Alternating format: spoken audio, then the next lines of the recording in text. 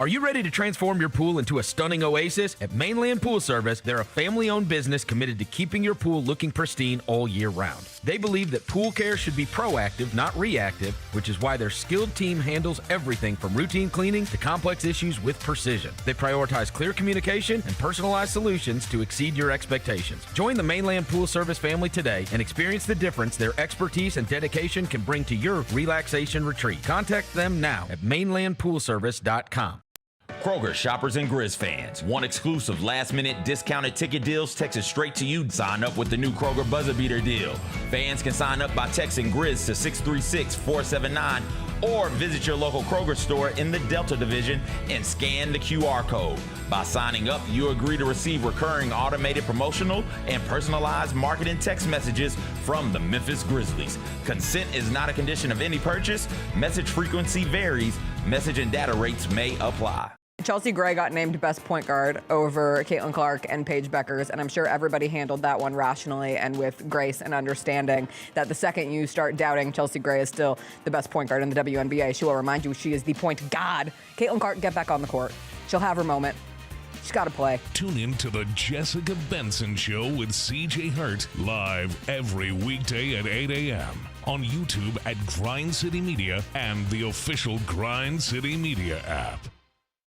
Grizzlies, take your fandom to the next level by becoming an MVP. How long have you been an MVP? Since day one. Enjoy the great benefits of being a season ticket member. Pre-game MVP moments, including Autograph Alley, exclusive Grizz gear deals, access to member or MVP-only player events, and much more. He's been an MVP for 22 years! Become a Grizzlies MVP today.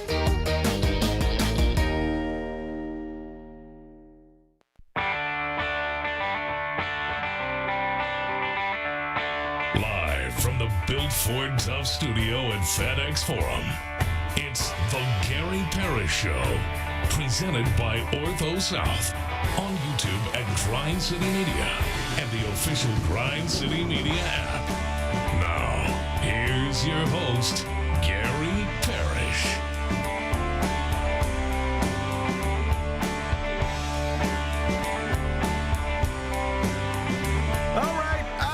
Here, my name is Gary Parrish, speaking to you from the Built Ford Tough studio, FedEx Forum, downtown Memphis.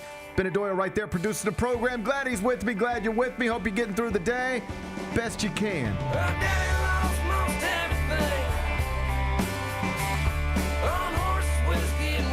And I hope you enjoyed your weekend. I know I did. Great weekend for the city of Memphis. The Grizz moved up, as you know, 3 spots in the lottery. Now set to pick 3rd, 16th, and 32nd in the 2026 NBA draft coming up next month. We will celebrate accordingly momentarily. First, though, quickly, let me set today's schedule for you. In the next segment, about 20 minutes, Michael Eaves going to join me. He, of course, hosts SportsCenter for ESPN.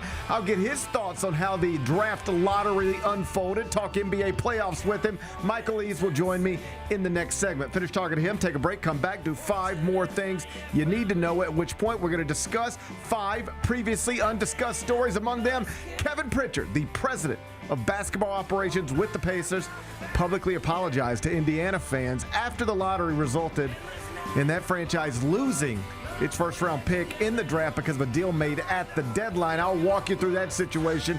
We'll do it in about 45 minutes. Local news in Philadelphia was hilarious on Sunday after the Knicks completed a 4-game sweep of the Sixers. We'll show it to you. Knicks took over Philly. We'll do it in the next a little later on in the show. Scary story involving one of the SEC's top football players. I don't know if you saw this, Ahmad Hardy, a running back from Missouri. He was shot this weekend at a concert in Mississippi. He's in stable condition. That's good, but his future as a player is very much in question for obvious reasons. Update you on that situation. We'll do that in just a bit. Paige Buechers and Caitlin Clarke helped get the WNBA season underway this weekend. The Wings won on the road. We'll touch on that. We'll do it in the 3rd segment, and it is schedule release week in the NFL. We already know, breaking news this morning, who's going to play Sunday Night Football in Week 1. I'll tell you who it is during a segment we call 5 More Things You Need to Know. Then we'll eventually do GP's carry out and call it a day, so that's the rundown. We got a lot to get to. But I did want to start the NBA because on Sunday afternoon, with just a 27.6% chance to move into the top 3 of the 2026 NBA draft, the Grizzlies got lucky and did exactly that. Big Bet Bennett, it's good to see you on a Monday morning. It's always good, but it's better on this Monday morning, and that's because your Memphis Grizzlies are going to pick third in the 2026 NBA draft. The Wizards are going to pick first, then the Jazz are going to pick second, and then at number 3, it'll be the Grizzlies on the clock on June 23rd. That's when this franchise will hopefully select its future face exactly 43 nights from today. Exciting stuff, clearly.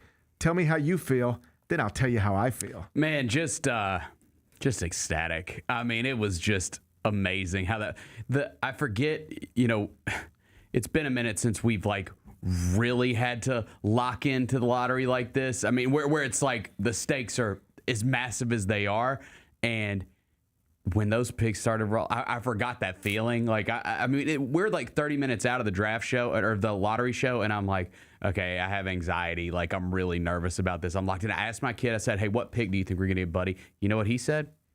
He said 4. Okay. And we got in the top 4. That's right. So I felt like a little bit of luck on my side. There A you little go. bit of luck on my side. Sure. But yeah, as they were just rattling off, 10, 9, 8, I'm like, oh God, oh God, oh God.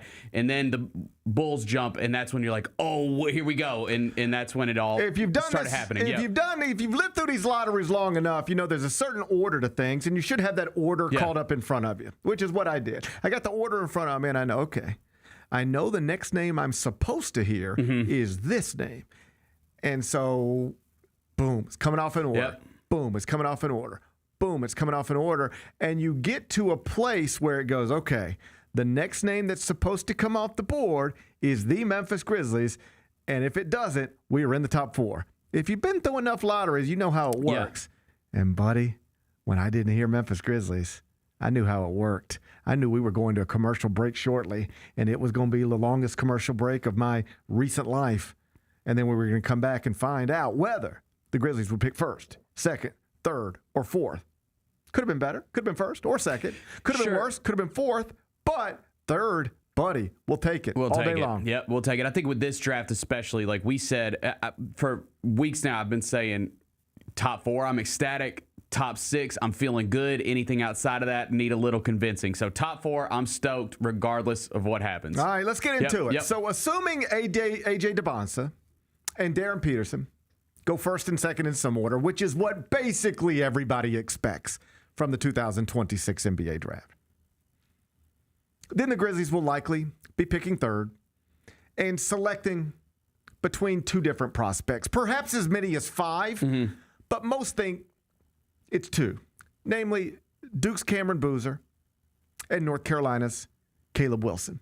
Both went to school on Tobacco Road, separated, of course, by just 8 miles. Boozer was the CBS Sports National Player of the Year. Wilson was incredible, but his season did end early in February because of multiple injuries. One suffered in a game, one suffered in a practice. Bennett, I know it's early. Oh, God. And I ain't going to hold you to it. Oh, my God. And I hope you don't hold me to anything either. Because like I said, it's early. But do you right now in this moment, do you have a preference between Cameron Boozer and Caleb Wilson? Okay, a couple things. I heard you on with JB this morning, and I completely agree. I think that you have to do your due diligence on a couple other guys, right? Sure. Right outside of those 2. Of course, Boozer Wilson. I think Acuff's a guy. I think Wagler's a guy because this team's likely looking at a void at point guard at some point. Bring in Kingston Flemings too. I don't care. Bring them all in. Which ironically, NBC Sports has on their latest mock the Grizzlies taking it 3. So one of the advantages of having the third pick is that you can. It's easier to get prospects in here with the third pick theoretically than it would be with 14th, and so you can get all these guys in here. I would get as many of these level guys in here as you can. Work them out. Have lunch with them. Spend time with them. You never know who's going to fall in a draft. You never know who might be in a future trade package. Like the Grizzlies now on their roster have somebody who was drafted by a different franchise just last year, less than a year ago, in Walter Clayton Jr. So bring in as many people as you want, and I'm not. Bring in as many people as you want, as you can. See everybody, and then make the best decision. But understand all the work you do pre-draft right now, it's not just for draft night. It could be for something that comes up down the road in 3 years. For sure. And, I think the other thing, too, is like you mentioned, I think we do agree that it's probably going to be A.J. and Peterson 1 and 2. There is the thing with Utah where there's the lineage of Carlos Boozer, played there for a long time. I think he's a scout for that team. So there's obviously connection. Their front court seems pretty solidified. So I don't know necessarily if that's where they're going. I would think guard maybe is where they go. But that's just something we're throwing out there, too. I would say this. At 3, the only player I feel comfortable telling you there's just no chance they're available at 3 is DeBonsa. Yes. He's just not going to be there at 3. He's probably not going to be there at 2. But if Washington, for whatever reason, went a different direction at 1, he's not getting past Utah at 2. He just played college at BYU. Right. All right. So there's no scenario that I can imagine where DeBonsa's available at 3. So you can take him off the board. Everybody else, including Darren Peterson, could theoretically fall there for the reason you explained or any other reason. So, absolutely, I want to bring in Darren Peterson, too, if he'll come. I don't know if he will, but if he will, I want to bring him in. But, again, to get back to the center here, most people believe the Grizzlies are selecting between Caleb Wilson and Cameron Boozer. And I should acknowledge, most people have it Cameron Boozer. If you heard me with Jess this morning, you know that in this moment, I would lean slightly, but slightly, in the position of Caleb Wilson. Yeah, so it's just like, obviously, I do a deep dive right after this last night. And, when you're just looking at highlight packages, like just you don't know anything about either player, you just look at Cam Boozer's highlight package and then at Caleb Wilson's highlight package. It's not close. That's not close. It's Caleb Wilson. That's not close. It's not close. Like he jumps off the page, right? So there's that. As far as just college production, it's not close. Cam Boozer, just amazing in college player of the year, like you said. So which one would I choose? Like right now, gun to head? I don't know, man. God, I like both of them. I think we're in a really good spot. Great spot. I think we're in a great spot. I think it's a great problem to have. That's why it's ultimately going to be, they got to get that right. You got to get the one that's going to be the multi-time all-star, potential top player in the league. You got to get that right. I like Wilson too, but as far as like who's going to come in and be good immediately, I think it's probably Boozer. I'm not sure. I like them both. I think they both could be multi-time all-stars. Like the way you frame it is you got to find the one that's going to be a multi-time all-star. I think they both could be. As well as DeBonsa, obviously Peterson. This is the best freshman class in history for a reason. A lot of talent available. I'm open to other opinions on this. This isn't a topic where I think there's a clear right and a clear wrong. Expanding the NCAA tournament. I just think it was a wrong thing to do. I understand why it happened, but I don't think it's a good thing for the sport. I'll listen to arguments for why they did it, but I'll never reach a place where I go, and those are good arguments for why you should have. I'll listen to your arguments and then say, well, that's how you justified it, but you shouldn't have. That's one where I have a clear opinion on. This should not have been done. It's not good for the sport. I say it with no emotion, but I say it definitively. In a debate about Caleb Wilson and Cameron Boozer, I can have opinions, but I'm open to the idea that contrary opinions are totally reasonable. We are discussing basketball prospects. If there were clear-cut answers with this stuff, nobody would ever miss. But every franchise misses. Every general manager misses, including Oklahoma City and Sam Presti, although it doesn't feel like it. So I'm open to other opinions on this. But I am literally somebody who is asked as soon as the lottery is settled. Put your name on it. Put your name on it. It's my job. It's one of my jobs. So I got to put my name on it. And I know the easier thing to do is Cameron Boozer. And I know that would put me more in line with most. And it might even put me more in line with the front office here. But if my responsibility was to execute that pick today, I would spend it on Caleb Wilson. I want to be clear. I shouldn't be presented with that power today. This is a $1 billion deal. You're investing, in theory, hundreds of millions of dollars. I've spent very little time around Cameron Boozer and very little time around Caleb Wilson. I've been around them both in group settings, did a Zoom one-on-one with Cameron Boozer once. He was terrific. I don't really know these people, all right? I watch them. I don't know them. If I'm going to invest hundreds of millions of dollars in one of them, I'd want to know them. So my opinion could be altered by what I think after I meet them, what I think after I see them up close in a workout setting, what I think after I do all of the background work that is going to be done on those players and others. But based on where I'm at right now, I would lean towards Caleb Wilson. And here's why.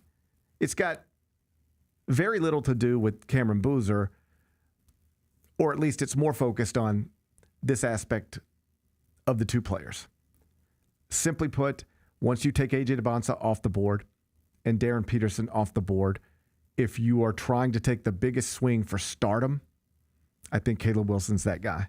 If you're trying to take the safest swing for very good'em, I think Cameron Boozer's that. He has the highest floor in this draft. There's just no scenario that I can imagine outside of injuries where Cameron Boozer is not really, really good. Multi-time All-Star good. I can see that clearly. But it's easier for me to imagine Caleb Wilson being top 5 player in the world, top 10 player in the world. And even the people who right now, if you go read these mock drafts, who have Cameron Boozer ahead of Caleb Wilson, they will all at some point in their analysis get to a place where they say, I was going to say this. Now, there are concerns that he plays below the rim and he's not a super athlete. And this could show up on both ends of the court. In other words, when you watch Caleb Wilson's highlights, as you put them, what you see is somebody his size do things that other people his size cannot do. And when you watch Cameron Boozer's highlights, what you see is it's like, man, nobody can really keep him away from getting where he's trying to get to. But that's because he's usually the biggest, strongest dude he's dealing with in a college basketball game. When he had to deal with length, it got a little more difficult with him in college. Not too difficult. He was the consensus National Player of the Year. He was awesome and has forever been at any level. If you're trying to argue on behalf of Cameron Boozer, that's where you start it. In high school, this dude was the best. In college, this dude was the best. Why won't he be the best in the NBA? If you want to argue for him, that's where you go. The counter argument is because in the NBA, he's going to be dealing with the best of the best every night. Suddenly being 6'9" and putting your body into somebody, a little harder when the dude's 6'11" and he's 20 pounds heavier than you, stronger than you, older than you. You can push around Clemson's front court. Good luck doing it to Detroit's, whatever. Whereas the stuff Caleb Wilson does is just freak athleticism stuff. Like he can see he's going to be able to jump higher than everybody and run faster than everybody. He's the most explosive athlete in the draft. Incredible competitor, incredible motor. Just start right there. Even if the shot doesn't come around the way it might need to for him to be like everything, still just 6'10", top shelf athlete, incredible competitor, incredible motor. That gets you a baseline of like, that's a great thing to work with. And so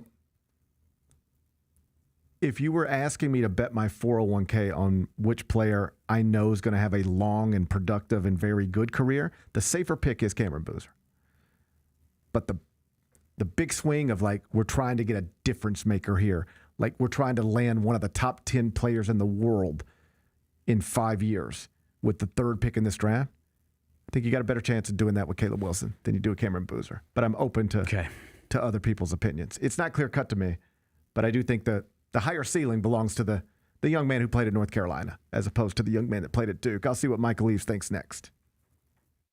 The Grizzlies are proud to team up with Prime Global Group, a company on a mission to redefine real estate investment.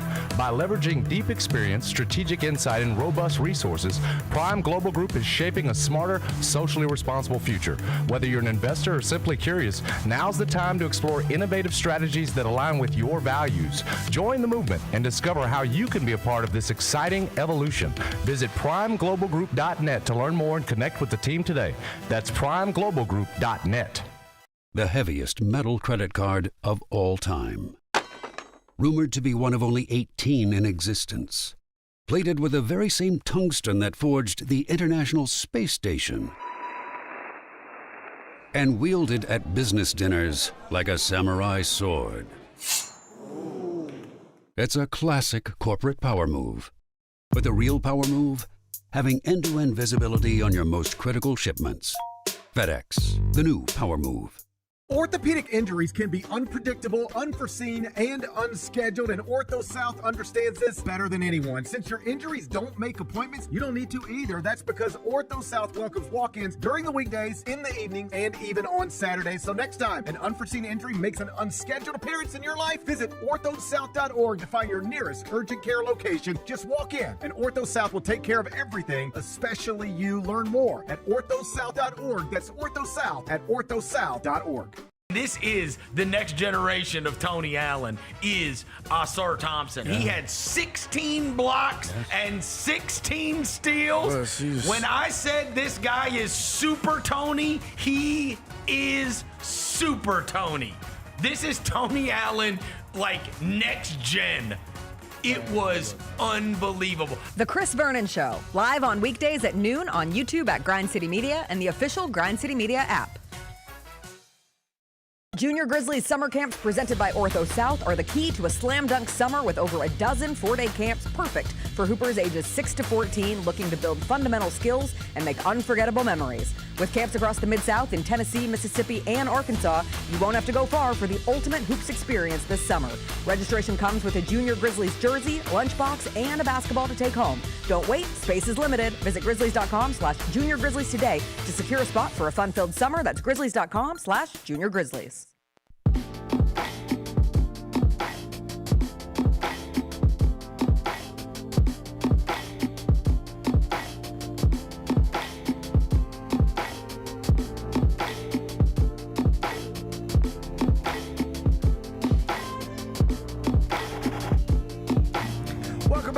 Show presented by Ortho South. We're inside the Built Ford Tough studio, and on Mondays, I'm joined by Michael Eaves, who, of course, among other things, hosts Sports Center for ESPN. He's here right now. Michael Eaves, how are you on this Monday morning?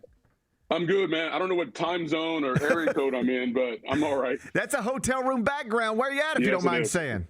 No, I just got to Philadelphia last night for PJ Championship this week, but I was in San Diego over the weekend. I was at the Derby the weekend before that. I went to Charlotte and back to Louisville. Like, it's been insane. And I know, because sometimes I do this and I catch myself, and because people are like, it sounds like you just like won a contest every week and you get to go to the coolest thing ever. But like, it can take a toll when you're just going from one hotel to the next. It can mess with you. Not physically, it can wear you down, but mentally, it can work on you a little bit too. Yeah, because sometimes you wake up and you literally don't know where you are. It happens to me all the time. It happens all the time. Like, wait, where am I? What hotel is this? What city is this? You know, and also what you lose when you travel a lot, you lose days of the week. Yes. Like, I have to constantly remind myself, today is Monday. I know what I did yesterday. I know what I'm doing today and tomorrow, but Monday, Tuesday, Wednesday, nah, man, it's hard to keep track of that. So we're going to get to basketball in a second, but since we settled here, Justin, you're in Philadelphia. What is the main storyline heading into this PGA Championship? I'd say it's a toss-up. It's the same guys. Like, can Rory win back-to-back majors? He's done it before, but it's been a while since anyone has done it on tour. And then also, can Scottie Scheffler finally win again? I mean, he's gone 8 starts without winning, which is absurd to say, oh, my God, that's terrible. But he's been second his last 3 starts, right? He won his first start of the year, but he hasn't won since. He didn't play last week down in Charlotte at Quail Hollow, which is the same venue he won the PGA Championship last week. So the thought is that, all right, he's tired of not winning. So he gave up a course that he's obviously had success on last week to really concentrate on this week and get another major. But I think for the foreseeable future, Gary, anytime we get to a major championship, it's really going to be those two guys because they are literally separating themselves from the field. One last thing on golf, because since the last time I talked to you, I think Bryson DeChambeau has had public comments about his future, and it's pretty clear there's a path back to the PGA Tour for him, but it seems like there's going to be some harsh penalties that, at least publicly, he's acting like he might not be willing to pay. Without getting into the weeds too much, where do you think Bryson DeChambeau's golf future is? Is it really just YouTube if LIV goes away? No, he's going to be on the PGA Tour. What he really wants is the deal that he was offered at the beginning of the year that he turned down. Right. That was the deal that Brooks Koepka took and got back on the tour. Now, it did cost Brooks a little bit of money. Like, people hear like the $5 million donated to charity. That's not the big hit. Players now have equity stake in the PGA Tour because there was a huge investment by Arthur Blank and Fenway Sports Group. A bunch of people brought in a bunch of money. These guys now have an equity stake in the league, right? So now these guys that come back, they won't get that equity for maybe 5 years. At least that's the case for Brooks Koepka. He won't get it for 5 years. Plus, they don't get the end of the year bonus, the player performance bonuses. They don't get that money. So if you put that all together over the course of 5 years, it may have cost Brooks Koepka north of $100 million, most likely. Right now, if you're the PGA Tour, you're like, well, dude, that's fine. How much money do the Saudis give you to go to LIV? Like, you should be able to live with that. And Bryson DeChambeau clearly got a lot of money to go. But sometimes, you know how it is, Gary. It's pride and ego. Bryson doesn't want to accept what they're trying to give him now. And he's just trying to use whatever leverage he has, and that's basically a YouTube channel. All right, let's get to basketball. Yesterday, the NBA draft lottery went down. We got lucky here in Memphis, slotted with the 6th best lottery odds, moved up to number 3. We assume A.J. Debonsa, Darren Peterson are going to be off the board. Here in Memphis, we've sort of settled into a Cameron Boozer, Caleb Wilson debate. I don't want to get you to break down those players specifically as much as I want to ask you a philosophical question. Most people, when they evaluate those two prospects specifically, look at Cameron Boozer and they say he is the safer pick, but maybe doesn't have the highest ceiling because he's a below-the-rim guy and not a super athlete, blah, blah, blah. Caleb Wilson didn't have the college career Cameron Boozer just had as the National Player of the Year, but in terms of upside and all those buzzy draft words, his is up there as high as anybody's. If you're a franchise that is in need of everything like the Grizzlies are here, what do? Do you go for the safe pick that is obvious or take a bigger swing even if you could end up with a lesser player? I would equate it to this. Let's say we're picking stocks. Yeah. Okay. You need guaranteed return on your investment if you're the Grizzlies at this point, right? Because it's been a while since you had the success you think your franchise deserves. You've had a stretch where John Moran has let the franchise down. So you need something, right? You need guaranteed return. Cam Boozer is guaranteed return. Yeah. There's no question about it. Now, he might not be the blue chip stock that gives you 20 to 25% return year over year, and maybe Caleb Wilson can be that. But there is risk with Caleb Wilson because of the injury he's coming off of. I mean, that's just how you look at it. So as a franchise, you have to decide what is most important to you in the immediacy and the long term. If you feel as if, Gary, you are in a position that you can risk short term for long term, then yeah, maybe the proper choice is Caleb Wilson. But if you need immediate return on your investment, it's Cam Boozer. Let's go to the playoffs. Last night, the big story, not only do the Timberwolves even that series with the Spurs at 2-2, they do it while Wemby gets ejected, flagrant 2. He threw the elbow. Letter of the law seems pretty clear. He did everything you have to do to get removed from that game. But I did see people on your network, former players, not justifying it or even rationalizing it, but explaining it like, hey, they are beating on him. And at some point, if the refs aren't going to protect you, you got to swing back. What do you make of that assessment? I agree with that. Yeah. And maybe because I'm old school. Yeah. Like, if you let people beat you up, they're going to you until you fight back. That's the nature of the league.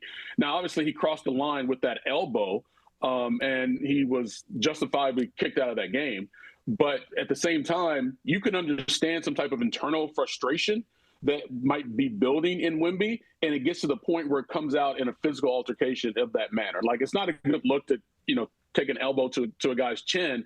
But at the same time, I understand. I'm not condoning it, but I understand. And so now anyone looks up and trying to get tough with Wemby, you do know you could catch an elbow. That's right. And as much as you want to be an intimidator and a rough guy, nobody wants to take an elbow to the face. So at least you know that if you push him too far, he is willing to retaliate and defend himself. And that is like basic childhood playground stuff, perhaps of a different era. But I have a vivid memory growing up, and this is very Mississippi, so I apologize in advance. But I had a buddy who was, kind of tough, kind of not, but there was another guy from the neighborhood who was just picking on him every day, just giving it to him every day. And my buddy's dad, his father literally drove him to the kid's house and said, handle this right now. He said, I witnessed this. He said, son, I don't care if you win this fight or lose this fight, but until you hit this dude back, or at least try, this ain't stopping. You got to do something about it right now. Now, fast forward to 2026, that might just get you, shot. Who knows? But in the early 90s, that was something, or late 80s. The point was, until you punch back, they're going to keep beating on you. And that all popped into my head last night when I saw Wemby do what he did. That ain't his personality. That's not what he wants to do. But he was like, you're not going to do this to me again. Whatever happens next, but I'm doing something now. Yeah, and look, maybe it is 2026 and people view things differently. I don't. Yeah. I'm sorry. I believe that. And I think it's a metaphor for life. And sometimes it's not just about physical retaliation to something. It's just like if you allow people to beat you up in any particular manner, whether it's verbally or being passive aggressive towards you, and you don't respond to it, it will always continue. And the thing about a bully, bullies enjoy being bullies. They don't enjoy fighting, right? So they just want to do one thing one way and not have to get into an altercation behind it. And that's why if you stand up to them, you will be done with them most likely, because they don't want to. It's too much effort dealing with you. They want the person who doesn't respond, right? When it comes to sports, especially sports that have physical contact, including basketball, you have to respond to it or you will always be a target. And Wemby's establishing right now, he's not going to be that dude. Yeah, I mean, this will be, if this career goes where we think it's going, last night will be a part of the documentary. That moment will be in the documentary. And look what Michael Jordan ended up doing to Gats. He's out there trying to choke Xavier McDaniel in a game. When the Pistons were beating him up, he was going to people. That's what you have to do. I'm sorry, folks. This is a grown man sport. And when there's physical contact in play, you have to respond in return. And Wemby is doing that. And I know this morning the big question, or at least a question that needs to be asked, is what does the league office do now? Because they'll review it, look at it, maybe a fine, but there is, I guess there's never 0% chance, but I'd put it, you cannot take him out of this next game, can you? I think it would be really hard for the league to do it. And I think if I'm defending Wemby, in his argument against the league and against the suspension, is that he was in the process of moving, right? He didn't grab back and just punch a dude. Right. And that's just different. I know some people don't see it the same way, but in the crux of basketball, it is a different move. So I would be surprised. They may find him a pretty good chunk, but I would be hard-pressed to say they take him out of the game. Fine him, but you cannot suspend him for that game. I mean, this is now everything you want, by the way, because Wemby, I guess, is the big story coming out of it. But, by the way, the great young American star, Anthony Edwards, went crazy in the fourth, 18 points, finishes with 36. And now you get all that on NBC, 7 o'clock Central tip, Game 5, Wemby coming back. I mean, this is, for the NBA, for a league that struggled to capture people's attention in the regular season on Tuesday night, buddy, this is going to be great. Oh, they got it now. They got it, because you have the stars that are in the playoffs right now that you want out there. You want Wemby out there, and Anthony Edwards has shown that he has the ability to be a superstar once the playoffs start. Obviously, he's had that success already. For that series, I don't know what else you would want. Meantime, the New York Knicks complete the sweep of the Sixers with Knicks fans invading Philadelphia. I'll show people that later on. But this Knicks team is now not just winning and advancing, but blowing everybody out. I think through the 10 games of this postseason, their margin of victory is as good as any 10-game stretch in NBA history. What are we to make of what we're watching right now with that Knicks team? Dude, it's so good it looks like it's too good to be true, right? Like teams aren't supposed to do this. And all due respect to the Knicks, not the Knicks. This is not like, the championship Warriors back in the day that, had won the number 1 seed in the West and ran through teams, or even if it was the Thunder doing it, right? Like they sort of did last year, beginning of the playoffs. Like you wouldn't be surprised. But the Knicks, like they were supposed to be so good this year, right? But they couldn't even get the number 1 seed in their conference. And all of a sudden now they're this team. So it begs the question, and I'm not trying to take anything away from them, but I'm surprised as anyone else at just the domination they've showed. Has it been a product of them, figuring something out and flipping a switch, or is it just about the teams they played, right? And you will know in the next round how good they really are. And if it is the Pistons, look, I thought the Pistons were better than them last year in the playoffs, and it was a bad call away from them not winning that series. And the Pistons believe that too, right? So if they get them, I don't think that they will be blowing out the Pistons the way they've done everybody else so far. Last thing before I get you out of here tonight, 9:30 tip on Prime Video. It is Game 4, Thunder Lakers at Crypto.com Arena. Thunder heavy favorite, 11.5 points. Barring a surprise, this will be the last game of the Lakers season. I think most people don't believe it's the last game of LeBron James' career, but I was watching Jay Wright coach basketball and didn't realize I was watching the last time he was going to coach. Sometimes people do walk away somewhat surprisingly. Is there a scenario where tonight we watch LeBron James play in the NBA for the last time? Absolutely. Yeah. There is that possibility. And look, he's made it clear that he doesn't necessarily want the retirement tour, knowing it's his last season. I find that surprising, quite honestly, because every other player of that greatness level has had one. So why would he not take his well-deserved tour around the league for the last time? But the thing that makes you think that this is not his last year, he's just playing too damn well. I mean, it's ridiculous how well this man has played this year in the wake of injuries, in the wake of not only injuries to himself, but injuries to his team, to get them to this point to begin with. At 41 years old, put up these type of numbers. No one in the history of the league has ever done what LeBron is doing right now. So from just an overall human spirit standpoint, if you're still playing so well, why would you leave? Because once you leave, bro, it's over. But at the same time for him, what else does he have to prove? If he comes back next year, they're going to win the championship? No. Right? So why are you coming back? If you're coming back solely for the love of the game and to get your well-deserved respect with the retirement tour, all due respect, bro, I totally got it. But if you're done and you don't want to go through all that again, I completely understand it as well. And congrats on a Hall of Fame career. That is Michael Eaves from ESPN. Make sure you're watching him all week live from the PGA Championship. Follow him on Twitter /X at Michael Eaves. That's at Michael Eaves. You're the best, buddy. I'll talk to you next week. Enjoy your week. All right, man. Be good. Bye-bye. Michael Eaves from ESPN.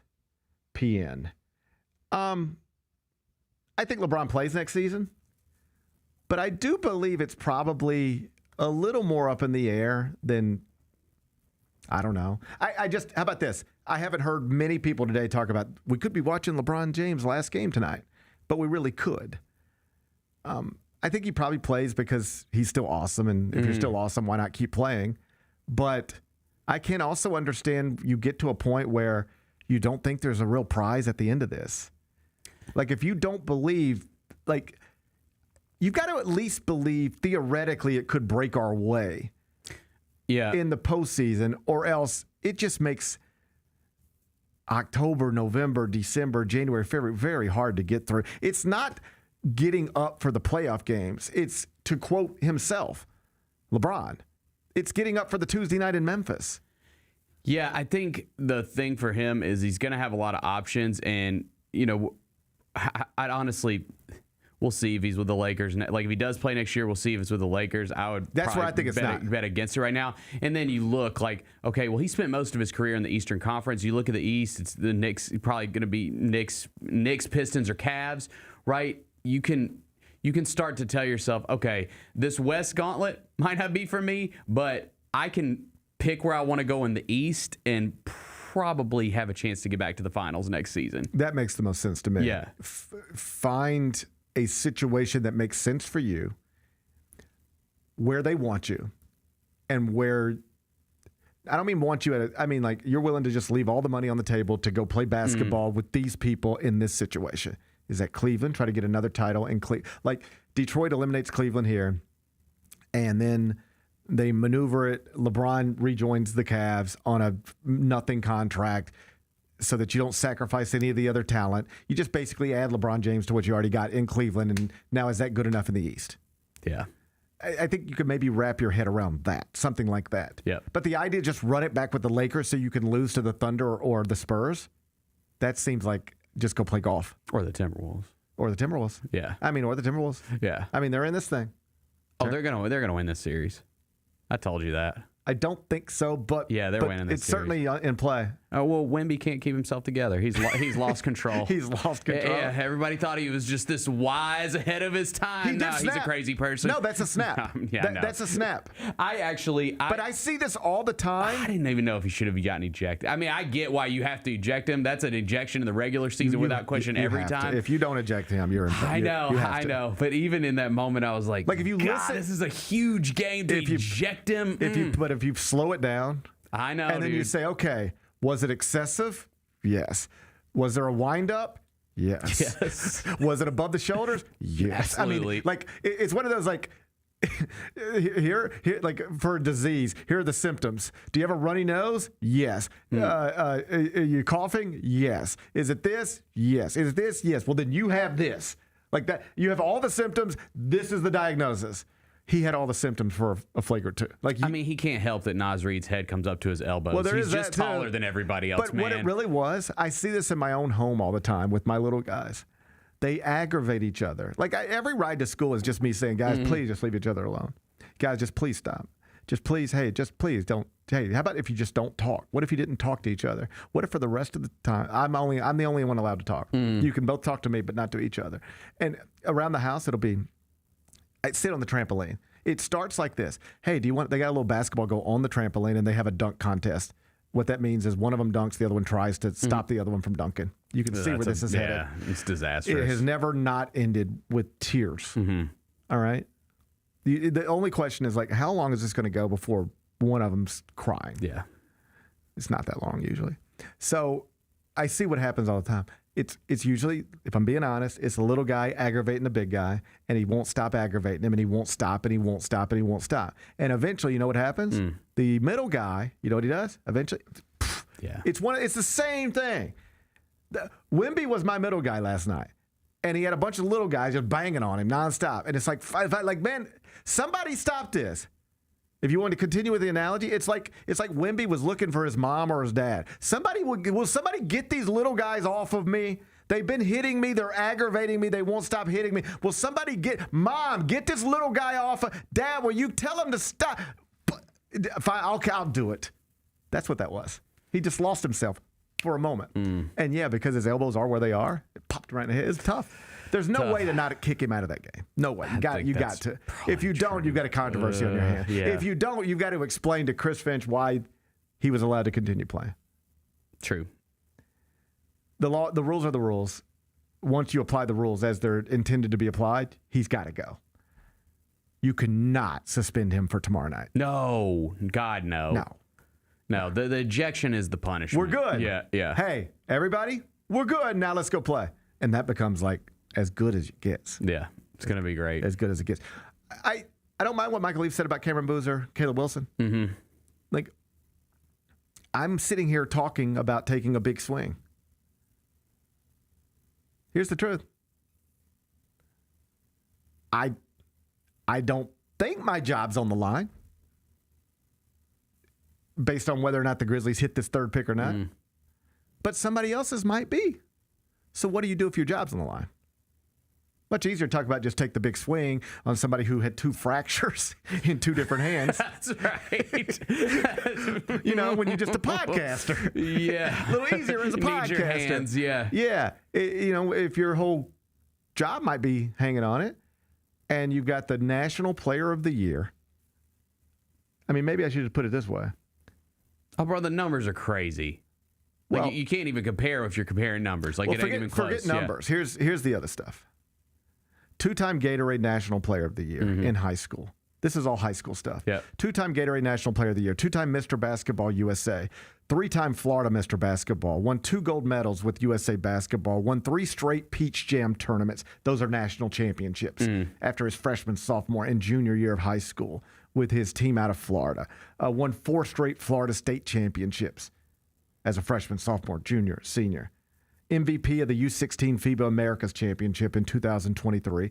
Co-MVP of the McDonald's All-American Game in 2025. In college, led Duke to a 35-3 record, won the ACC by 2 games, got a 1 seed in the tournament, swept all the National Player of the Year awards. Like, you ready for this? This is not hyperbole. Very few men have ever entered the NBA draft as decorated as Cameron Boozer. And so this is where why I say I'm open to other opinions on this. My opinion, my philosophy is that if you're picking top 3 in a loaded draft where there are theoretical superstars available to you, I'm taking a big swing. Yeah. That's my philosophy. But that's my philosophy as a guy who does mock drafts, talks about them on TV. And then, and then I move on. You got to get this right. Yeah, you got to get it right. As a franchise, you got to get this right. It's easier for me to say take a big swing than it might be for somebody whose job might be on the line. And here's just the other side of it, because you got to play it out every way. I say Caleb Wilson's got the higher ceiling. You should take Caleb Wilson. So then, after having a core of John Morant, Jaren Jackson Jr., Desmond Bane, that thing never worked for reasons we've been over 1,000 times. You move on Des, you move on Jaren, you're going to move Ja, you're starting fresh. You had the National Player of the Year from Duke sitting there ready to take.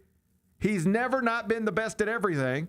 And instead, you took a dude who had 2 broken things. Yeah. And now he's broken, and Cameron Boozer's awesome. That's how you end up losing your job. I understand the other side of it, too. I mean, for what it's worth, I went back and looked. The last 20 National Players of the Year in college basketball, only about 6 of them were, less than half were stars in the NBA. Yeah, that's not, one has literally nothing to do with the other. Right. I'm just throwing that out there. Yeah. And I'm not saying that would be the case with him at all. I'm not saying take Cameron Boozer because he's the National Player of the Year. Yeah. I'm saying take Cameron Boozer because he's been awesome. Yeah. And that team, every year of high school, awesome. 1 year of college, awesome. USA basketball, awesome. He's never not been awesome. The question with him now becomes, how awesome can he be at this next level of the sport where everybody is taller, more physical, more athletic, all that stuff. The days of bullying 6'8" combo forwards from Virginia Tech are over. Now, when you're driving into people, they're probably bigger than you. How are you going to handle that? And if they're not bigger than you, the guy waiting on you at the rim is. Mm-hmm. How are you going to handle that? I know how Caleb Wilson handles that. He uses freak athleticism and dunks on them. Yeah. How do you handle that without the freak athleticism? That's the question. Nobody's questioning whether he's been awesome or whether he can be really good. The question is, where is the ceiling? Mm-hmm. Where is the ceiling exactly? The floor is way up here. But where's the ceiling? Most people will acknowledge that Caleb Wilson does have a higher ceiling than Cameron Boozer, even the Cameron Boozer fans. But like Mike Leaf said, sometimes you just need to make sure you get the return on investment. Sometimes the whole big swing gamble thing isn't actually the smart move. The smarter move can be, you've got a sure thing right here. It might not be the best thing, but it's a sure thing. Take the sure thing. I understand both sides of it. Yeah, I just want to get it. I want at the end of both careers, I want to say that we got the guy who was better. Because that is what it will come down to. Yes, it's gonna break that way at the top, like forever. AJ DeBonson and Darren Peterson are going to be tied together in some way. Mm-hmm. Who was better? Who got it right? And for this franchise, it probably is going to be a Cameron Boozer, Caleb Wilson conversation. Mm-hmm. And so, yeah, you want to be on the right side of it. Yeah, man. Want to be on the right side of it. It's a great problem to have. And honestly, whichever direction they go, trust me, I'll get excited about it on draft night. But what else can you do? You're getting a good player regardless. Yeah. You're getting a guy who we would have been ecstatic to be in the position to draft anyways. So that's a good way to think of it. Yeah. You ready for this? If a week ago I would have said, hey, Bennett, I can't tell you where you're picking. I can just tell you what your first pick. You will get either Cameron Boozer or Caleb Wilson. Great. Right. Now we're to that spot. You got to get it right. We got to get it right. But if I'd have told you a week ago, I can guarantee you get one of them.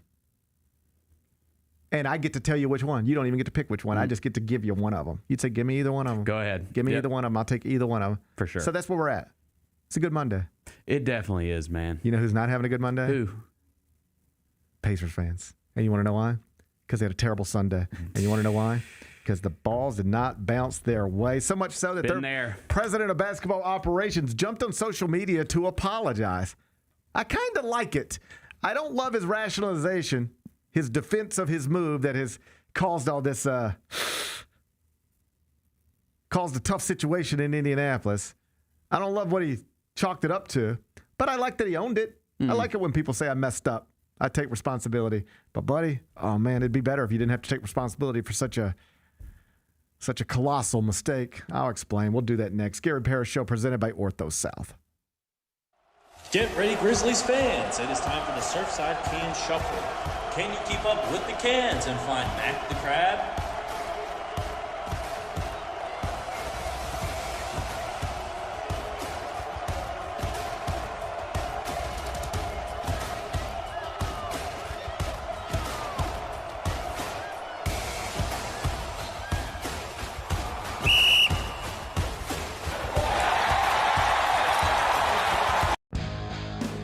Grizzlies fans know it's the team that gives you the edge. Big River Steel does too. And much like the Grizzlies have recruited legendary talent, we want you to be part of our team. Are you ready to be part of something legendary? Then visit www.bigriversteel.com. That's www.bigriversteel.com.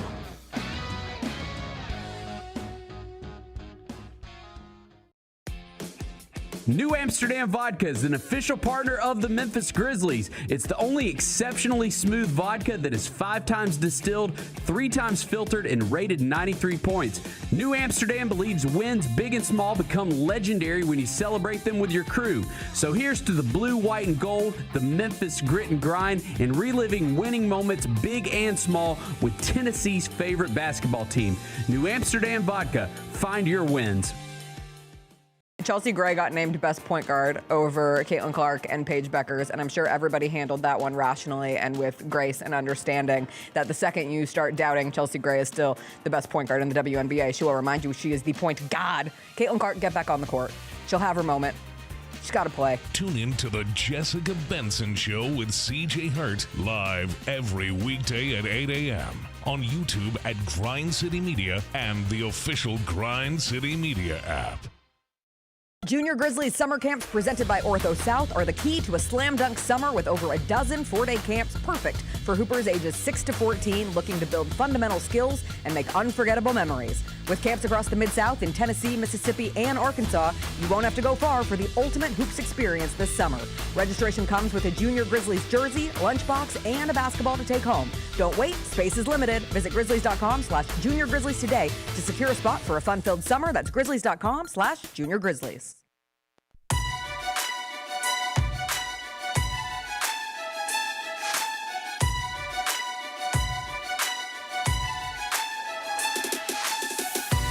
Orthopedic injuries can be unpredictable, unforeseen, and unscheduled, and Ortho South understands this better than anyone. Since your injuries don't make appointments, you don't need to either, and that's because Ortho South welcomes walk-ins during the weekdays in the evenings and even on Saturdays. So next time an unforeseen injury makes an unscheduled appearance in your life, visit orthosouth.org to find your nearest urgent care location. Just walk in, and Ortho South to take care of everything, especially you. Learn more at orthosouth.org. That's orthosouth at orthosouth.org. Before we get to 5 more things, Bennett, take your finger off that button real quick. What's going on? As I was just sort of thinking through this, like we're sort of settling into this conversation about Cameron Boozer and Caleb Wilson and the difficulties of trying to balance the more sure thing against the higher upside thing, which is what it feels like this is. To be clear, who the hell knows?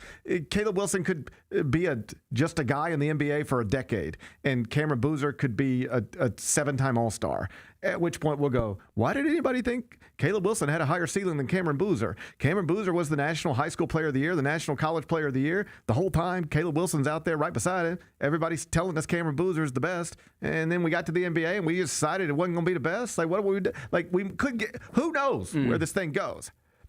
But right now it feels like most people think Caleb Wilson has a higher ceiling, but Cameron Boozer is the sure thing.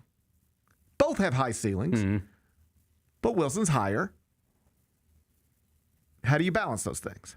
You know what it kind of reminds me of? The 2004 NBA draft, because I remember this. People like Dick Vitale, people connected to college basketball, screaming, how could you take a high school player over Emeka Okafor? Emeka Okafor just won a national championship at UConn, National Player of the Year, most outstanding player at the Final Four. He's sitting right there. How do you not take Emeka Okafor? My God. What more do you need to see? And do you know what the analysts were saying? Hey, he's great, clearly. But, like, how high is the ceiling for Emeka Okafor in the NBA, really? Because he's not this and he's not that. But there's this high school dude who is looks like he's going to tear the rim down. And it's just a different level of athlete. And I know we just watched this dude do everything in college, but we're now projecting for the NBA. And I hear you, but I think maybe we need to take the high school kid. Just not because if we put them on the same court tomorrow, one wouldn't be better than the other, but because we're trying to project what this thing might look like down the road. And we think there's a ceiling on Emeka Okafor that might not be on this other prospect coming out of high school. Do you remember who it was? Was it? It was Dwight. Dwight Howard. I looked it up. Dwight Howard. I was trying to think in my head. I was like, who was that guy? I don't even know if you could find this stuff, but I can remember Dick Vitale thinking it was absurd, and other college basketball people thinking it was crazy that you would draft a high school player over Emeka Okafor, who just won a national championship and just dominated the sport of college basketball. I love Emeka Okafor. I work with him. He's a friend. But that was the right move. Dwight Howard was an 8-time All-Star. Yeah. Emeka Okafor, 0-time All-Star. Emeka was the Rookie of the Year. You ready? Was the Rookie of the Year. But they just said, there's only so much better you're going to be. Your ceiling is wherever it is, and this other dude's is up here. So if we're trying to take the sure thing, it's Emeka Okafor. But we ain't trying to take the sure thing. We're trying to swing on this. And the swing was Dwight Howard. That's the conversation. That's a good argument. That's just a argument. That's just an argument. That's just an argument. Yeah. That's just an argument. I don't know if it's a good one, but it's the type of conversations you have to work through. I also am, because in this analogy, Cameron Boozer is Emeka Okafor, and Caleb Wilson would be the Dwight Howard. Yeah. In this analogy, I think too, it's going to be interesting to just see how, because the combine starts today. I think it's going to be interesting to see how this shakes out over the next couple of weeks, because typically it does shake out a little more than what we know on like the day of the draft lottery. Typically, guys move up, move down a little bit. We'll see if this one shakes out at all based on what the current projections kind of suggest. But like, what if Peterson falls? What if he starts talking to people and they're like, we know the creatine story and blah blah blah, but we're not loving it. Well, that's very much on the table. Yeah, that Peterson could fall, because then you're going to have a real decision to make there. I think you got a real decision to make no matter what. Yeah. But the only player that the Grizzlies, I don't think, need to do any homework on, like the only one, is DeBonsa. Right. He's the only one that's not there at 3. And you're not getting him, yeah. He's just not going to be there at 3. No. He either goes 1 or 2. There's no scenario where he doesn't go 1 or 2. And if we know he's going 1 or 2, then there's only one spot left before 3. And could I see somebody deciding they would want Boozer over Peterson for all the obvious reasons? Or Wilson over Peterson? Yeah, I could see that. Absolutely. Like Caleb Wilson, the ways that Darren Peterson seems to be wired that might concern you are positives with Caleb Wilson. He's wired like he wants to kill everybody all the time. And like you go look at what he did when he played Kansas, Kentucky, Duke, like 3 big brands with, other elite prospects. He averaged like 20 and 8 in those games. Yeah. North Carolina went 3-0 in those games. Keep in mind, there's a scenario where he doesn't fracture his hand dunking a ball in a non-contact drill in early March in practice, and he's among the stars of the NCAA tournament. When he got hurt on February 10th, North Carolina was ranked 10th in the country. You ready for this? If he doesn't break his hand, Hubert Davis is probably still the coach of North Carolina. And he could have had one of these crazy tournament runs where you're like, oh, it's a no-brainer. How's it? You're wondering, should he be the first pick instead of the 3rd or 4th? So, like, there's just a lot of stuff you've got to figure out. And if you're the Grizzlies, the only prospect in this whole thing that's probably not available to you no matter what is DeBonsa. Yeah. Because I could see somebody wanting Boozer over Peterson or wanting Wilson over Peterson. And if that happens, now you're the Grizzlies, and that's where it gets real. Like, hold on. The dude everybody 4 months ago said was the number 1 pick is now sitting here for us. Mm-hmm. But why don't they want him? Right. Yeah. I mean, and people also like Keen Wagler and Darius Acuff. A lot of stuff to work through. Hey, you are going to have an opportunity at 3. We'll bottom line it here, and then we'll move on. Because we can debate this stuff forever on another day. I like the debates. Well, get ready. Buckle up. Buckle up. A future Hall of Famer will be available to the Grizzlies franchise on the night of June 23rd. It'll be up to the Grizzlies. They'll be sitting in a room somewhere, all the decision makers, and a future Hall of Famer will be available to them. Find him. Yeah. You know, at the end of the day, I will not wake up on the morning after night 1 of the draft and scream either way, because who knows? All I know is that a Hall of Famer will be there. You just got to find which one it is. It could be Caleb Wilson. It could be Cameron Boozer.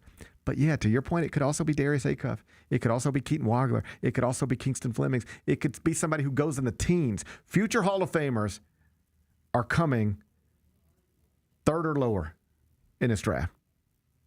Just got to make sure you get the right one. Yep. Let's do 5 more things. Number 1. Oh, Kevin Pritchard.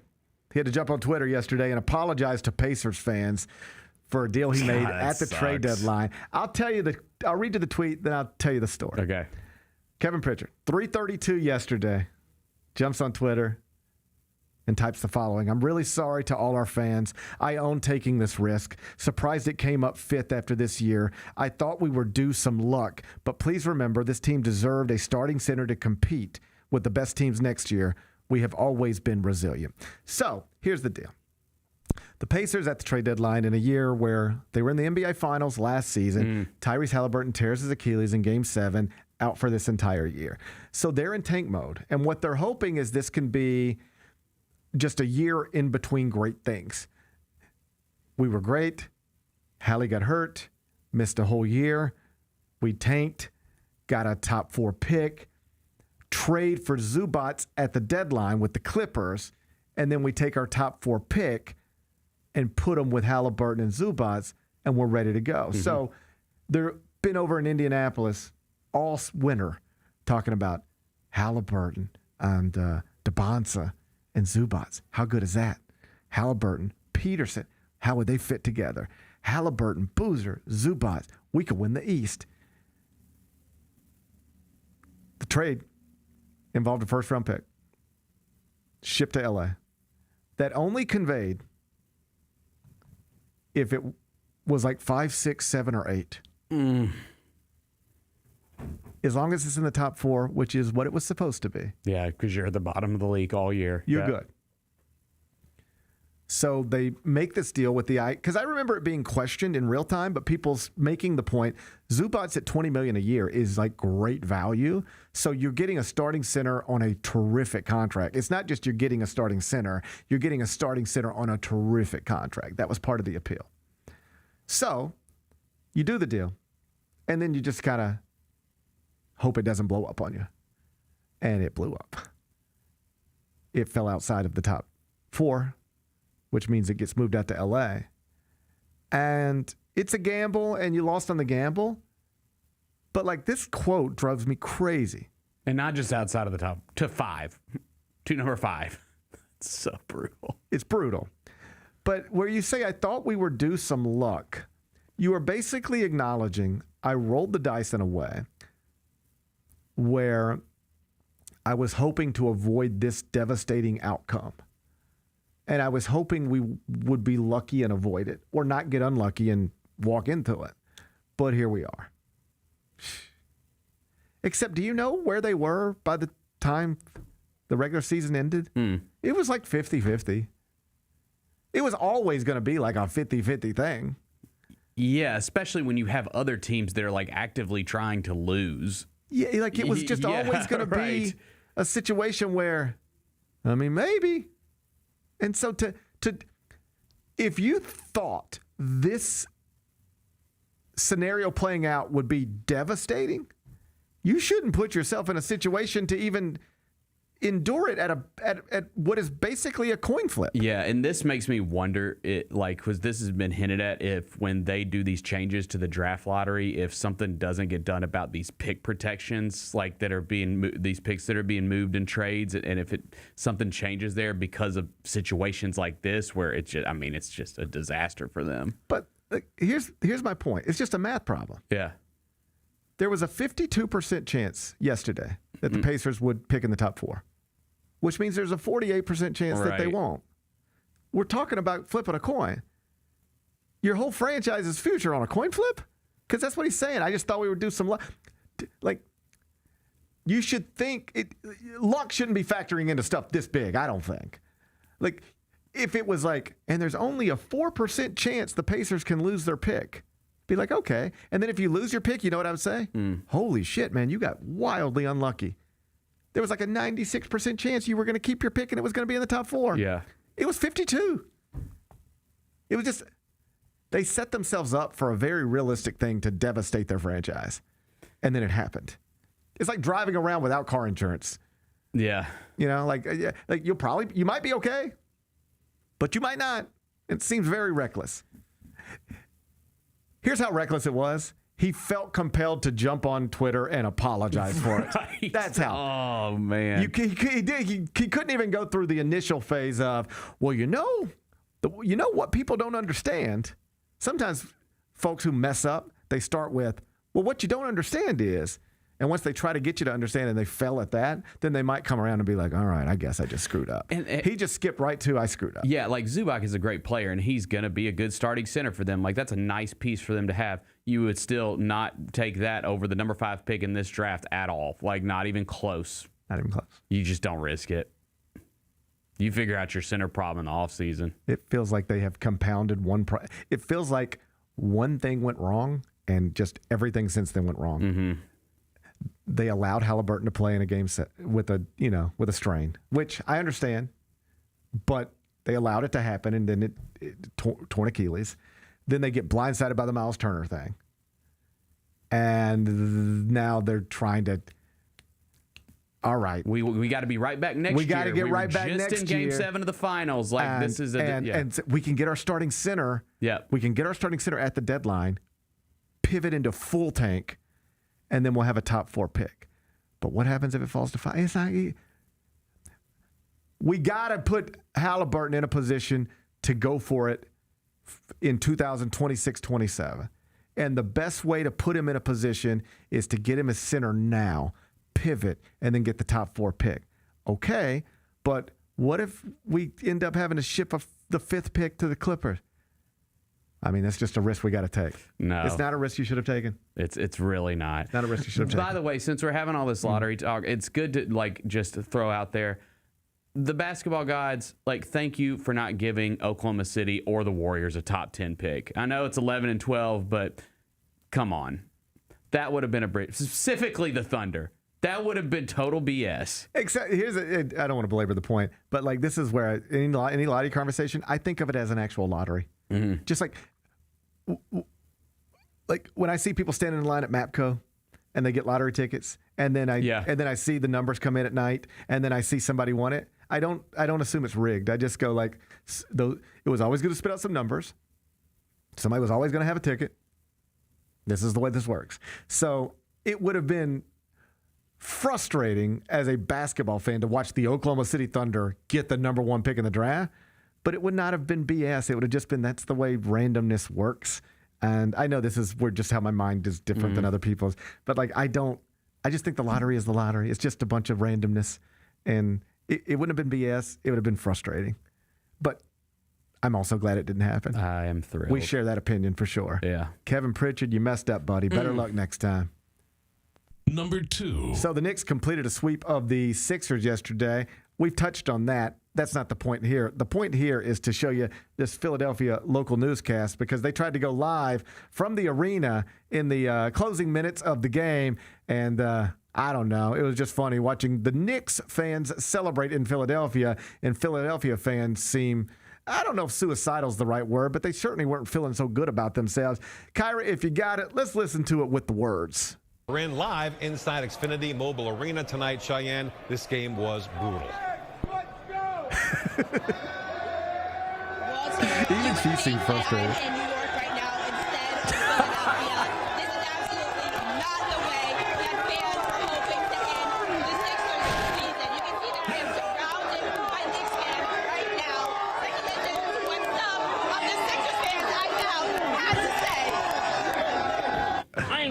This is a Mother's Day massacre. I left my mom, you know what I mean? To spend time thinking that I'm going down with the ship, but I'm going down with the ship, so I gotta make it up to mama. Sell the team, fire Nick Nurse, everybody gone. Dang, Like kid. Kyle Lowry coach. Kyle Lowry coach. Yeah, I got nothing. I think it was game 6 a few years ago when the Knicks beat us here, and we walked out and they were chanting like this. It's worse this year. They gotta play better defense. And I love Joel and I love these fans. I love the whole team. They did amazing, but it's just heartbreaking. It really is. It's a wrap. Oh, wow. That's tough. Dude. That's tough. That is really brutal. The kid, he knows his stuff. He said, fire Nick Nurse, let Kyle Lowry coach. It's crazy. Okay. I don't think we need to fire Nick Nurse. No, he did. I mean, ran up against a juggernaut. He did the best he could. Ran up against the juggernaut, did the best he could. Yeah. Yikes. But that's tough. It's one thing to lose in the playoffs. It's another thing to lose to your big brother city in the playoffs. It's another thing to get swept by your big brother city in the playoffs. Quite another thing to get swept in the playoffs by your big brother city. And they complete the sweep in your home arena, overwhelming it with their fans. Yeah, we could never allow that to happen. Imagine as if we Grizzlies were fans. It can never happen. We can never allow it to happen, ever. Well, the good news is other people's fans don't want to come here. No, that's actually not true. That's like, you know, one of those. I'll tell you when it was. It was the Lakers series that I was a little nervous about. I was like, oh, and that ended up being fine for us. I was nervous about that one. I was like, oh no, they're going to overwhelm us here at home. And it's not just opposing Grizzlies fans. What if UAB fans overwhelm FedEx Forum? What if we were battling for the bones next year? That little JUCO dude they got comes in here. Next thing you know, everybody's traveling up 78 from Birmingham, and they're overwhelmed. Then what? Matt Infield's trying to do a live hit inside FedEx Forum. He's got UAB fans with bones and stuff behind him. It's tough. Dude, Knicks fans are a different breed. I saw Timothy Chalamet. He made the road trip too. I love it. Yeah, that's tough. The girl crying was very heartbreaking. Hilarious. By heartbreaking, you meant hilarious. Yeah, it was. Dude, that's just like some of the clips. I mean, dude, there is a clip of, because they have like similar to we do, where like the terrace, there's like the big escalator that goes all the way down to the plaza. They have that similar kind of look in their arena. Bro, it was like all those Knicks fans down below, like screaming and going crazy. And up at the top of the escalator was a ton of Sixers fans scared to go down and be amongst it in their own arena. They're scared in their own arena. It's tough. It's tough, but congrats to the Knicks. They look awesome, and their fans seem awesome. And Philadelphia newscasts, they're gonna have to. That's a hard stand-up. That's a hard live hit to do. I thought she did a good job. I mean, there's no way you can hear anything. No. You can't hear your producer. You can't hear yourself. Like I had to do one of those for CBS Sports Network before a Duke Carolina game one time, and same deal. Like I'm in the student section outside Cameron Indoor, like in the tents, Sheskeyville and all that stuff. And it's just like young people just think it's cool to stand behind somebody and yell. And so you're just trying to talk. Like imagine if right now I was trying to talk and there's 50 people screaming right behind me. That's what that young woman was trying to do right there. It's not as easy as it looks. She made it look easy. She did well. Congrats to her. Number 3. Oh, buddy, did you hear about this? What's going on? Ahmad Hardy, who was the second leading rusher in the SEC last season, was considered the face of the league, or at least one of the faces of the league heading into this season. Shot this weekend at a concert. Oh, damn. In Mississippi. He's from Mississippi and was back home for a concert late Saturday, early Sunday. Gunshot wound. He's in stable condition. That's the good, but they're being real careful with how they're wording his football future. It does not sound like a guarantee that this really could be the thing. Like when you look back on his athletic career, it could be that we have these sometimes. Jay Williams, who you see on TV every day on ESPN, had a motorcycle accident. And that changed his life forever. And Ahmad Hardy had an incident like that this weekend. Again, suffered a gunshot wound back home, or at least back in his home state of Mississippi at a concert. Really light on the details, so I'll just leave it here until we get more. But Missouri confirmed it with a statement, confirmed he is in stable condition, but the road to recovery to playing football, that could be a lengthy one, and it's not as clear that that's going to be as possible as you'd like for it to be. So just awful. Yeah, I don't know what to add to it other than it's a prominent college football player in a conference that we care about in a state where I live, who suffered at the hands of gun violence again this weekend, just like too many Americans every weekend. Get well soon. Yeah. Number 4. WNBA season got underway this weekend. We had games on Friday night. We had games on Saturday. Paige Buechers and the Dallas Wings went into Indianapolis and beat the Fever to start the season 1-0. Buechers outplayed Clarke. AZ Fudd came off the bench. Do you have WNBA fever? I did watch. Caitlin got hurt in that game. She came back. She said she's fine, but she had to get her back loosened up or whatever. I think that's just something to keep an eye on, because we talked about it coming into the season. It's going to always be noted anytime she leaves a game. Of course. So that was something to just pay attention to. Atlanta Dream 1-0 after getting a win over a really good Minnesota Lynx team. So let's go. 1-0 start. Feel good about it. Yeah, it was a fun weekend. I didn't take in as much as I wanted to, but I did watch that Dallas and Indiana game. And maybe not all number 1 picks are created equal. We know this in the NBA draft. Like Zachary Ricochet is not Victor Wembanyama. That appears true. Similarly, maybe AZ Fudd's not Paige Buechers or Caitlin Clarke. I saw a lot of people, and I'm not going to sit here and pretend that I knew that I knew who was the consensus. No, pretend. It's funnier if you pretend. Yeah, but there was a lot of people when that pick was made. They were like, "Are we sure she's the number 1 overall pick in this draft?" And we're going to see. We're going to see quickly. But coming off the bench, I mean, that's not something you necessarily expect for a number 1 pick.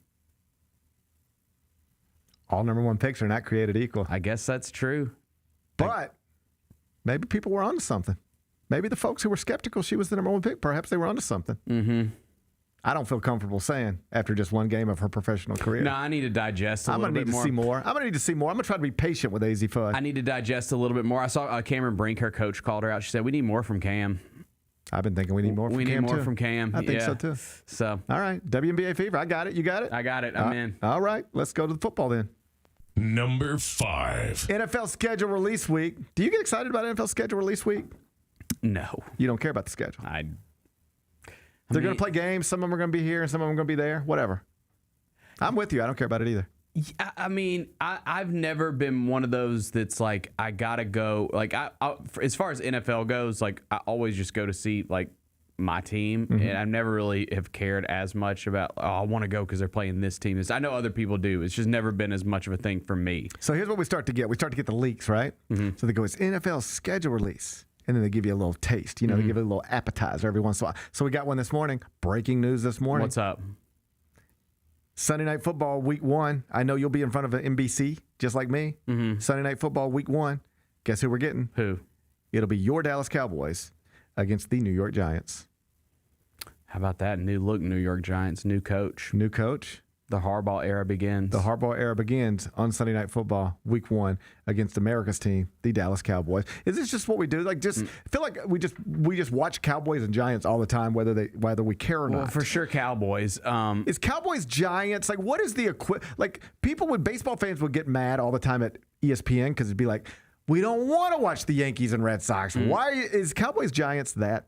Or is it Cowboys Eagles?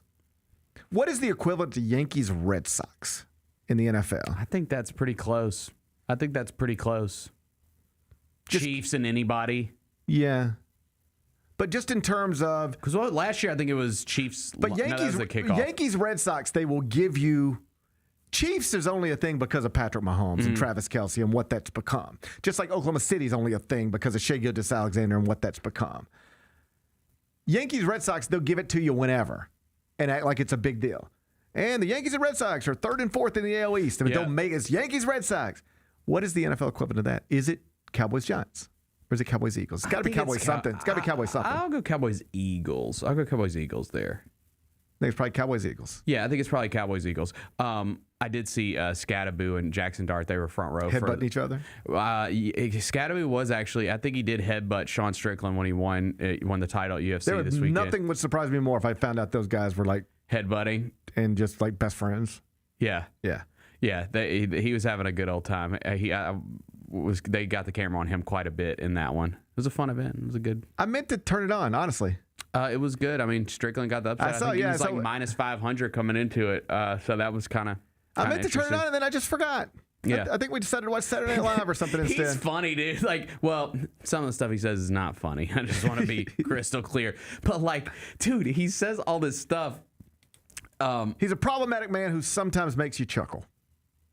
Yeah, and he apologized like afterwards. He's like, I went too far, and I probably shouldn't have said all that stuff, but I'm trying to sell a fight here, which kind of checks for him. But sure. he does say some pretty outrageous things, yeah. Yeah, I've read the transcripts. I meant to turn it on. It was on my list of things to do. As a Paramount employee, I was going to support UFC on Paramount Plus, and then I think I just watched Saturday Night Live or something.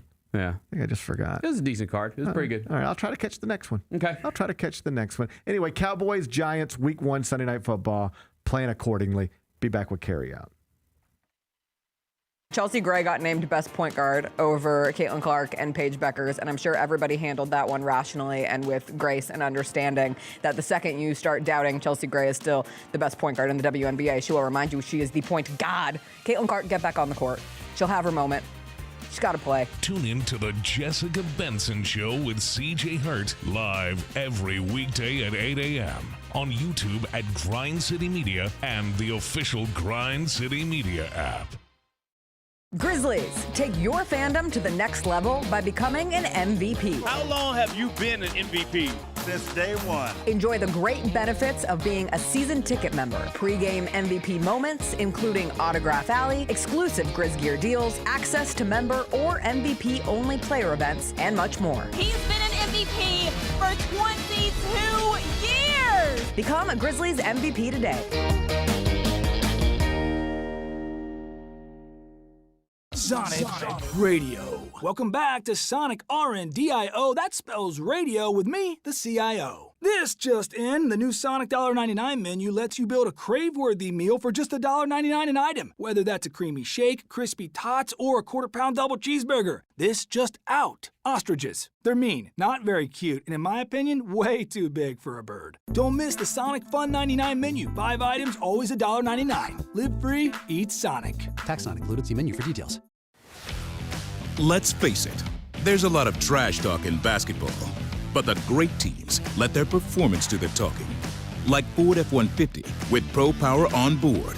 A class-exclusive industry-first feature that turns your truck into a mobile generator and leaves the competition speechless. Ford F-150, official truck of the Grizzlies. Greatness starts here at your Mid-South Ford dealer. Class is full-size pickups under 8,500 pounds, GVWR. Each challenge is unique, so each game plan is customized to identify opportunity and the path to victory. It's true in basketball, it's true in banking. Grizzlies Checking from Pinnacle with personalized planning and advice. Play hard, bank easy. Open a Grizzlies checking account with at least $100 and a recurring direct deposit by May 30th, and you could receive a $200 direct deposit bonus into your account. Details at grizzliesbanking.com. Member FDIC.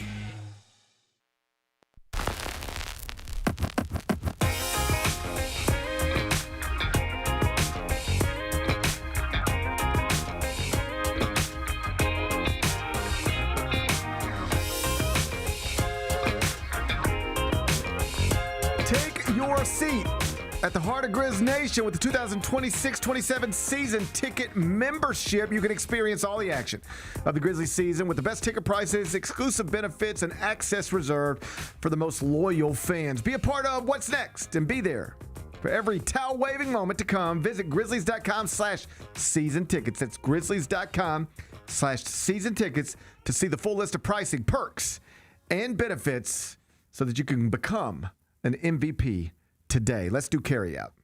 It's time for GP's Carryout. One final segment filled with stuff to take with you. It's not everything you need to know, but it's most of it. What did we miss today? Interesting little headline. Ryan Lochte. If I just say that name, do you know who that is? Yeah, he was the swimmer. That's right. Exactly right. Isn't that funny? You just remember it. We all know that. Well, we all know this person. Yeah, but didn't he get in trouble for stealing in Brazil or something? What happened in Brazil? I remember it was something, and there were surveillance cameras, and I remember this. Yes. I don't want to speak out of turn and accuse him of something he didn't do, but I want to say it was something about shoplifting. He did something. He got into something. I think he's been doing some stuff. Anyway, it's like I'll see people just out and about, and I'll be like, man, I can't. What is that fella's name again? And then I'm just walking around my whole life remembering Ryan Lochte for some reason. Yeah. He definitely had a moment. He had a moment. Yeah. Anyway, so he's joining the Missouri State staff as a swimming coach. Okay. I just think that's interesting when, like, super famous, like everybody in the country knows who Ryan Lochte is, and now he's an assistant swimming coach at Missouri State. Look, they must have a good program. I don't know, but this is going to be something that happens at some point. Somebody's going to go to their little Southeast Missouri State swim meet, and there's Ryan Lochte, and somebody's gonna go, is that right? Is that Ryan Lochte over there? Sure. You know what it reminded me of when I saw this headline? Tony Gwynn. You know Tony Gwynn, baseball legend. Yep. After he retired playing, do people remember this? He died an early death. Yeah, did. He coached at his alma mater, San Diego State. He was the San Diego State baseball coach. Oh, yeah. Tony Gwynn was just coaching college baseball in the Mountain West Conference forever. And I just always thought that was neat. Like, I went to San Diego State one time for a basketball game, and the schedules didn't quite line up, but it was like, I wonder if I can go see Tony Gwynn coach a baseball. I thought something like that popped into my head. So anyway, Ryan Lochte, super famous Ryan Lochte, who might have done something he shouldn't have done once upon a time in Brazil. But maybe not. I can't remember. Anyway, either. congratulations. Sorry, he's now an assistant swim coach at Missouri State. What's today's biggest game? We're going to the NBA. Bennett, I'm going to keep you out of that Thunder Lakers series. That sounds awful. That sounds like we know where that's headed. Pistons Cavs, 7 o'clock, NBC, Rocket Arena, downtown Cleveland. Cavs are 3.5-point favorites. Totals 213.5. How you going to act? Give me the... This is going my heart. Give me the Pistons. Pistons? Yeah. Detroit up 2-1. This is game 4. You win it, you get a closeout opportunity in game 5 at home. You lose it, we're tied 2-2. By the way, I was almost going to put it as my 5-thing story. Us and everyone else that has a microphone trashed James Harden, and he wins game 3 for the Cavs. It's just perfect. My mom even comes up to me. People were texting me, it was like, James Harden, huh? My mom's like, "Do you see James Harden?" I said, I got it, Mom. Yeah, we saw it. I'll wait to hear from him. Can he do it again? Yeah, can you do it? Let's see him do it 2 times in a row, all right? Watch him do it. I know. Watch him win the series. I kind of like the idea that James Harden would just be awesome. I know. And then they asked him, like, because someone put a microphone in front of him and was like, all the buzz this week. And his response was like, what'd they say? Yeah, right. Come on, James. You know what they were saying. He proved everybody wrong. He had a moment. He did not prove anybody wrong. He won a big playoff game. He had a moment. He certainly did. He had a moment. Yeah. Like, I can go out there and make a 15-foot putt randomly. Doesn't mean I proved people wrong. It just means that sometimes stuff happens. Watch him hit a game winner tonight. I love it. Watch. I'm rooting for that. I want James Harden to be the most clutch player in the NBA. Just randomly out of nowhere. Right now, out of nowhere. This deep in his career? This deep in his career, I want James Harden to just be the most clutch player in the NBA. That's what I'm rooting for tonight. 7 o'clock, Bennett says take the Pistons plus the 3.5. What are we watching on TV? Okay. So I'll tell you what we watched last night. The Roast of Kevin Hart on Netflix. Oh, I heard it was hilarious. It was good. Yeah, I need to watch it. We laughed. Well, I saw they got Cat Williams to show up, and like those two guys, like there was rumors forever they hated each other. Oh, it seemed like they really did hate each other. Oh yeah. Yeah. Like it sounded it sounded like they really did settle it, like sort of bury something last night on that stage. Right. Because Cat comes out, he's like the big surprise, one of the big surprises. Yeah. And he's like, I know everybody's wondering why I'm here. He's like, it's the paycheck. I'm here. And at one point, because I think where it went sideways is Kat said on that Shannon Sharp podcast, he was like, Kevin Hart is he just does whatever anybody tells him to do. And he's just like, and so last night, he says, and I just want to clarify one thing. When I said Kevin Hart, I'm paraphrasing here, but when I said Kevin Hart is such a whore in this industry that he will take money from the Netflix president and do anything the Netflix president says, what I meant when I said that was Kevin Hart is such a whore. He just repeated it. And it was just good. It was good. And then but it was interesting because at the end of it, as Kat was getting ready to walk off stage, Kevin Hart was like, hey, can we just end this right here? Can we just drop it right here? It seemed sincere. And they hugged it out and whatever. Nice. So he was great. Tom Brady was kicked the thing off and was kind of good. Just because you don't see Tom Brady talking like that too often. Yeah. So it was kind of good. Cheryl Underwood was great. She was terrific. Chelsea Handler was good. Yeah. She took, I need to watch this. She's just easy. She was an easy target. Yeah. But she held her own up there. It was fun. The roasts are interesting because Shane Gillis hosted and he was, he had his moments and then it was he missed on some moments, whatever. But I like Shane. I do too. Yeah. Dude, he's got one bit that seems like it's. The roasts are interesting because I'm watching it with my wife and she's like, oh, I laugh. If something is wildly inappropriate, yes, my instinct is to laugh at that if it's funny. Not just people saying inappropriate things, but if it's funny, I'll laugh. And she's more like, I don't know if you should have said that. She's more like, is that okay to talk about? Pete Davidson's there. There's a lot of, obviously, 9/11 jokes and that kind of stuff. Yep. I mean, you're talking about, dead Someone's dads. dad. Somebody's dead dad. Yeah. There's another person on the dais whose husband committed suicide. That's the target of the joke. So I laugh at these things, but Kelly's like, it seems like that's a little too far. Yeah. Anyway, I thought it was good. We had a good time. It was a good night. I'll check it out. Good way to spend a Sunday night. It's streaming right now if you want it on Netflix. The Roast of Kevin Hart. What's the best thing we've read? Well, my mock draft over at CBSSports.com has updated with A.J. Devonsa going number 1 to Washington. Darren Peterson going number 2 to Utah. And then Caleb Wilson going number 3 to your Memphis Grizzlies, followed by Kevin Boozer at 4, Darius Acuff at 5. If you haven't seen it yet, you can find it on my Twitter feed or on the homepage, CBSSports.com. What's on tap for tomorrow? Well, tomorrow is going to be Tuesday. And I can go ahead and tell you now, we will be getting ready for Game 5 Spurs Timberwolves. And breaking news from Shams Charania, there will be no further discipline for Spurs center Victor Wembanyama. No fine, no suspension. He'll be in the starting lineup for Game 5. And that's going to be quite a scene in San Antonio. Oh, yeah. Is that an NBC game? I'm not sure. I think it is. See if I can find it real quick. NBC, yep, 7 o'clock. Yep. So I just love the way they do the starting lineups from inside the arena. They let the PA person handle it. That'll be a scene. Tomorrow night, Timberwolves Spurs going to be a scene. We'll get you ready for it. Can't wait. Enjoy the rest of your day. I'll try to enjoy mine. Meet back here tomorrow at 10. Till then, be careful, be kind, be good. Rep your hood.